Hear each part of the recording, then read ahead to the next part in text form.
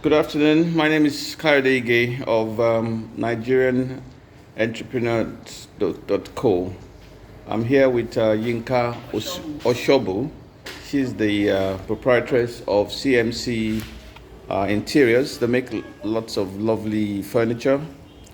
Just a quick interview to ask Yinka, tell us about her journey so far, what inspired her to set up the furniture factory, what the challenges are, and plans for the future.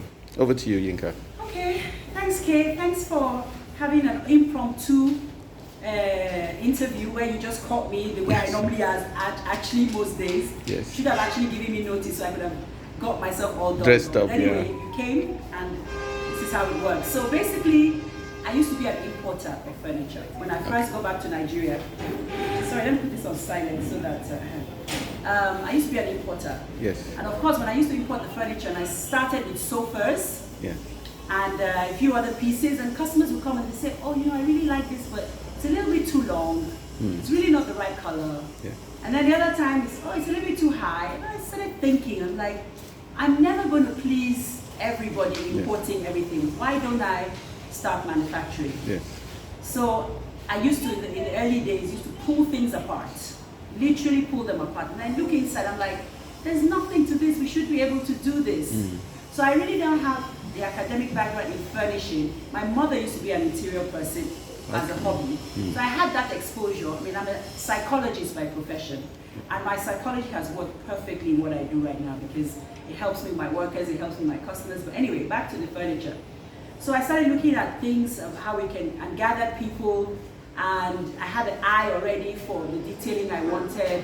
And we started 5 years ago. Wow. With 2, 3, maybe 5 people. And I'd like you to know that the 5 people I started with are still working with me today. Wow. And one of them is like the number 2 person. In fact, she's number 1 when I'm not around. So that's fantastic news that we've stuck together as a family business. Challenges, actually, over the years, the challenges has been different. One of the challenges is that the government continues to change regulations.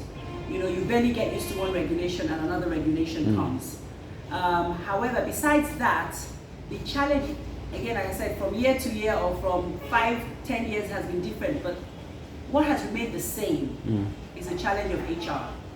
Okay. We really do not have, we have a dwindling skill base, especially of the artisans. Yes. Everybody wants a university degree. Nobody wants to do carpentry. We're looking for people to maintain our machines, very difficult. Or the 1 or 2 people we find are very elderly. Their children don't want to take over. Nobody wants to be a carpenter.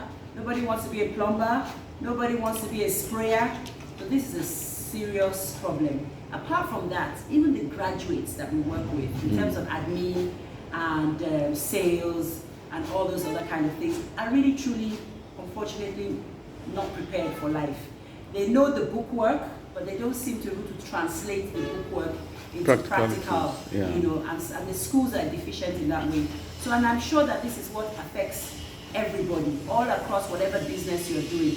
You find that, yes, there are common issues. Everybody talks to you about power, bad roads, infrastructure. We found solutions to those problems. But the ones that keep persisting over and over again and keep getting worse is the HR issue. HR, yeah. Yeah, so that's what I would say is the most challenging. In fact, yeah, you're absolutely right. In fact, I've been trying to team up with some people to set up like technical college where we can train specific skills, Yes. So maybe that's something we can talk about. Yes, absolutely. So important. So do you have a message for us living in diaspora? Well, I think that, a few things. We want you to know that Nigeria is getting better and better every day. I mean, generally, you would find in every field somebody who's trying to do things right, And unfortunately, those of us who are trying to do it right in every way, have an ethical business, deliver when you say you're going to deliver, give you what you actually ask for. This is a growing population, but unfortunately we don't get as much mileage and as much press as the 419ers and everybody who seems to be more sensational. Things are getting better, it's slow, And we want you to come home more often and lend your skills to us. It would actually be nice to have people in diaspora and the people here do some kind of exchange program or mentorship. Absolutely. Where we can actually call on you and say, can you help us with this? For example, one of the major problems we have today, as of today, is the fact that the policies on foreign exchange has almost killed all businesses. But Nigerians are so innovative. People are beginning to open up all kinds of different things to assist us, to be able to buy our consumables, to be able to get the funding we need to continue our businesses. So we need, I think, more of a partnership and a direct link to people in the diaspora abroad, so that we can all thrive. Okay, fantastic. Anyway, I hope Nigeria entrepreneurs.co would help to get you towards what your vision is. So we will be listing you and your company on the website. Can you just, before we finish, can you give us an idea of the capacity, how big your factory is, and what sort of volume of this is furniture? About, this space altogether is about 10,000 square meters. Wow. That's 2.5 acres. Yes, about 10,000 square meters. The economy obviously has progressively gotten worse each time. We started with about 150 employees. We're probably down to about 100 now. Wow. So that's basically the capacity. Meanwhile, we built this place at the time when the smaller factory we had couldn't meet up with the demand. Fortunately for us, we've always had work. And I think when you try to do good ethical work, I'm always in awe of people who recommend us to other people, or people who are repeat customers, or older customers now who are now bringing their children to come and buy from us. So we have the capacity. We just finished with a 100-room hotel, which we delivered in less than a month.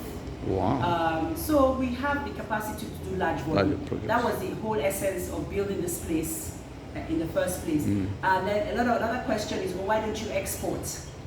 I had never really thought about exporting because I've never been able to even meet the demand locally. My local demand. Yes. But the only advantage of that is the dollar issue that you're earning forex.